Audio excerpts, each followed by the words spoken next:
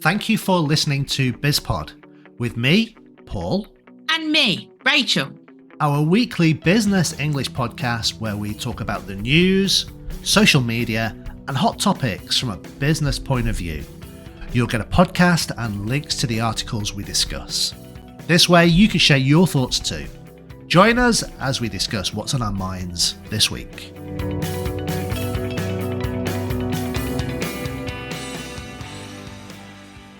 Rachel, what happens when something goes wrong with your computer? I just go in a loop of despair. Yeah? You don't do what everyone else does, just turn it off and turn it back on again? Yeah. If that works. Okay. But is that your loop of despair? Turning it off, turning it on, turning it off, turning it on? No, I just don't like things going wrong. Okay. I like things to flow nice and careful and evenly. But I think technology going wrong or there being problems or errors with technology, it's something we all have to be aware of and live with. And particularly this week, Crowdstrike has been in the news. I never heard of Crowdstrike. I don't think you and I are their target customers, right? I think, Crowdstrike's customers are the big corporations, perhaps. I'm glad, because that means that Crowdstrike didn't strike my computer. Yeah, but you never know. We could be on Crowdstrike's, hit list for sales. The English language lab might become a global phenomena at some point. I doubt it. It. No, but I was glad. I was glad that we are small and insignificant, and we were not affected, because anybody who was big had real problems, didn't they? Yeah, I mean, airports, airlines, hospitals, doctors, surgeries. Yeah.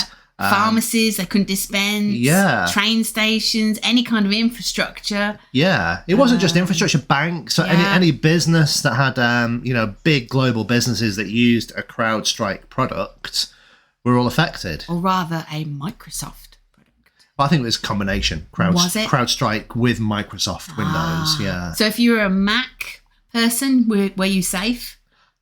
Good question. I don't know. Uh-huh. I don't know. That probably, but Mac users are a little bit smug anyway, aren't they? Oh, that's half of our audience gone.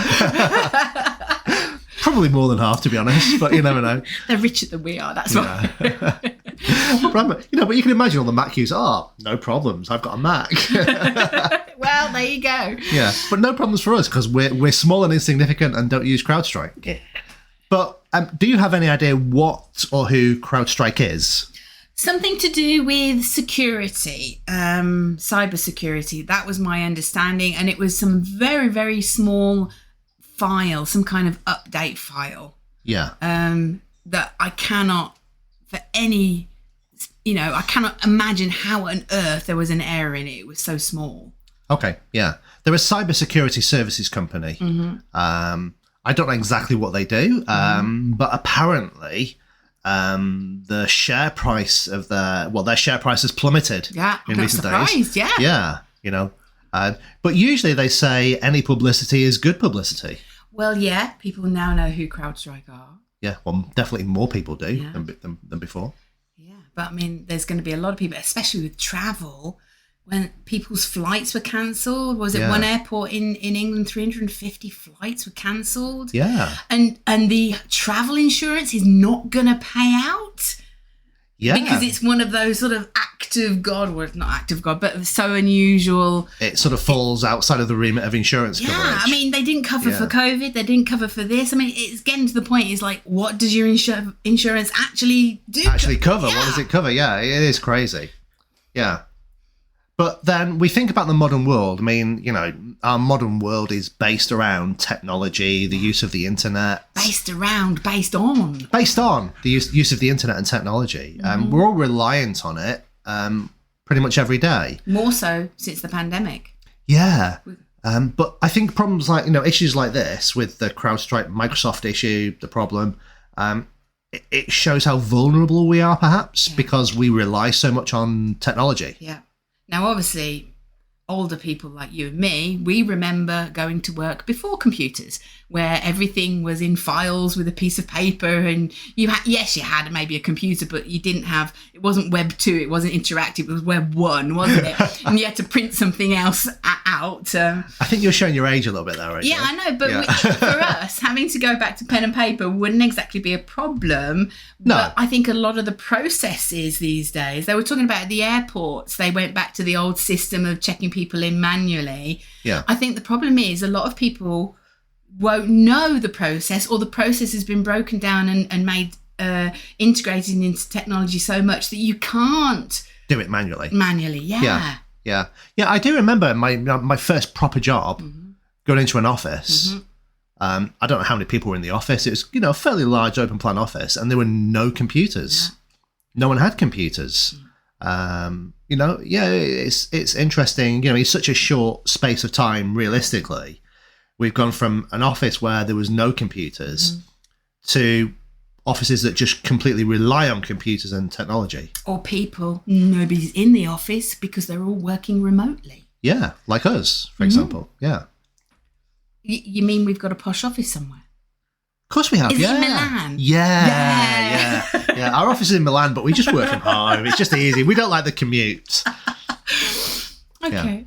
So, I wondered whether they were giving people the day off, next week, because they were saying it's not a quick fix. You've got to go computer to computer. And some people were having to restart their computer in safe mode up to 15 times to get around it. So this is a big thing. It's not something they're going to fix overnight. It's the weekend, but I bet you there's lots of people, lots of tech support people working this weekend on overtime. The IT guys will all be working overtime. Rubbing their hands together going, summer bonus.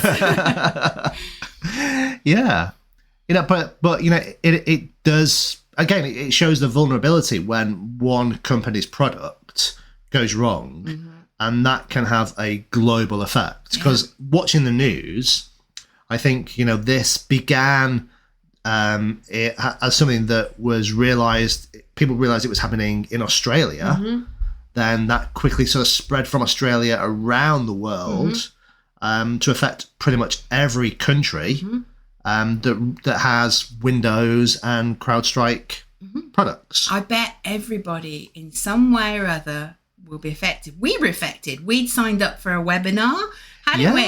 And it had to be postponed because their systems had gone all a mess. They wanted to record it. They couldn't record it. They'd sent off a tech support ticket and all the rest. So they postponed it for the next week. Yeah. Which is fine. It's not a problem. Yeah, no problem. But for us, that's just maybe a slight inconvenience. Probably not even that. But we were affected.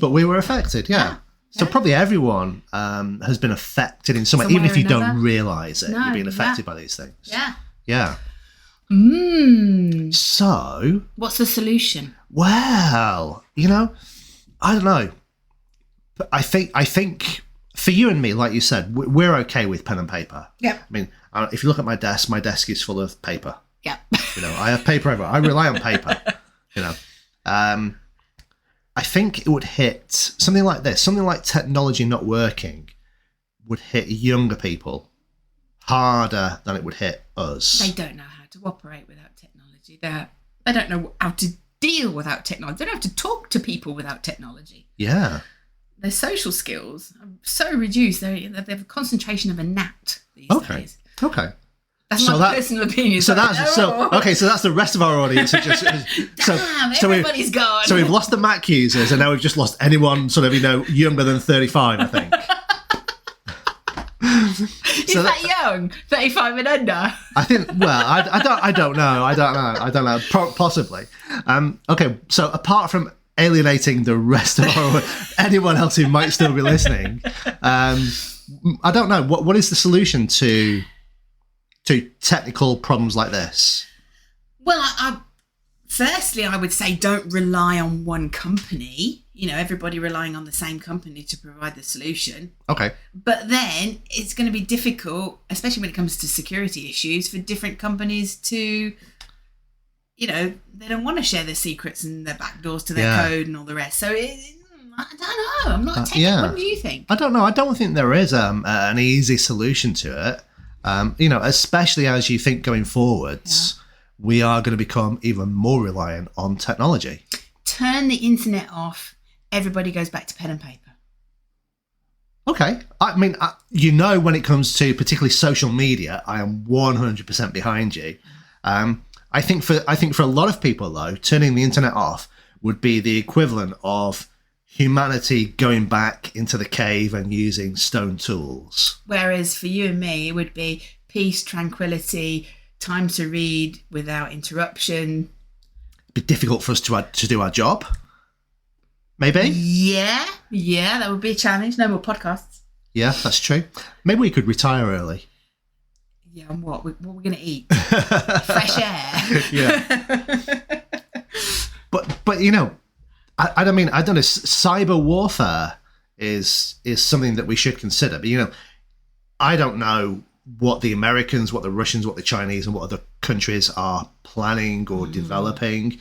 But the way to hit another country or a region, and to really destroy that country, is not with weapons of war anymore. It's cyber war. That movie with Julia Roberts, I can't remember the name now, and the first wave was the internet went off.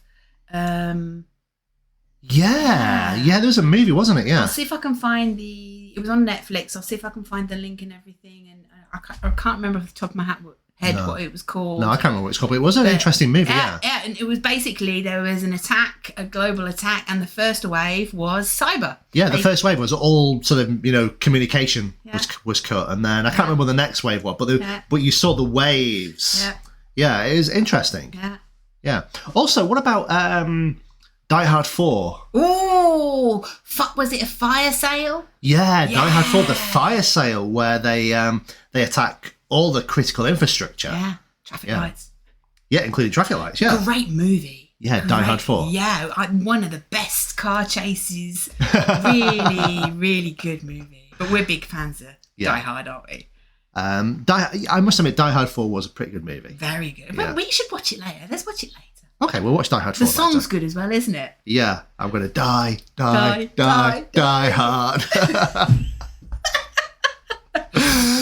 Anyway. Yeah, I hope you're not suffering from this... outage? Yes. Problem? Yeah. If you are... If you've been affected, let us know. We'd be interested to know. Yeah, but just follow the globally accepted advice for any problems with technology. Turn it off. Switch it back on again. Yay! If that doesn't work... You're stuffed. You're stuffed. Yeah, okay. Bye. See you next week. Thanks for listening. We hope you liked our podcast. And please don't forget to subscribe and stay connected with us. Until next time, goodbye.